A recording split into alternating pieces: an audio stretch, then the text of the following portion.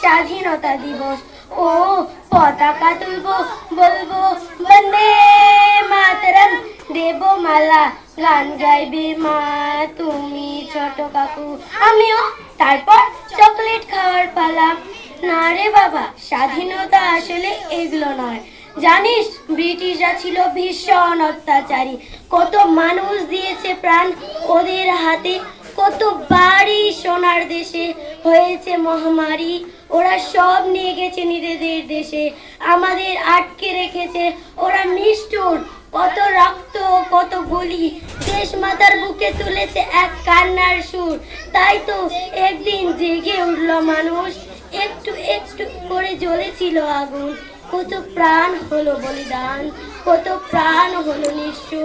ভারতবর্ষে বয়ে গেল এক নদীর কেবল রক্ত আর খুন।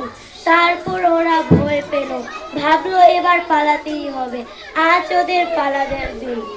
ওকা জানিস, অবশেষে স্বাধীনতা পাওয়ার সুখ সেই। শুনতে শুনতে আমার চোখে আসে জল। বাবার গলা জড়িয়ে বলি, বন্দি যদি পরাধীন হতো তাহলে ওই যে আমাদের টিয়া পাখিটি খাঁচায় থাকে চলা খায়, তাহলে ওরও কি অনেক কষ্ট। বাবার মুখেও আছে অনেক ব্যথা। বাবা হঠাৎ চুপ হয়ে যায়। দেখে মা এগিয়ে এসে খাঁচার দরজাটা খুলে দিয়ে বলে, যা পাখি উড়ে যা। আমি হাত তালি দিতে দিতে বলি, কি মজা কি মজা। কিন্তু কিছু পরেই পাখিটা ঠিক ঘুরে ফিরে চলে আসে। আমি অবাক হয়ে জিজ্ঞেস করি, বাবা এটা কেন হলো? ও যে স্বাধীনতা পেয়ে গেল, তবুও গেল না কেন?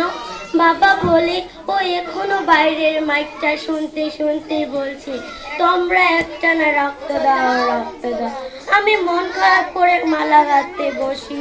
বাবার মুখও অনেক ব্যথা, দীর্ঘশ্বাস। হঠাৎ শুনি বাবা মাকে বলে ওঠে, জানো খোকার মা, পরাধীনতা কখনো কখনো হয়ে যায় অভ্যাস। নমস্কার।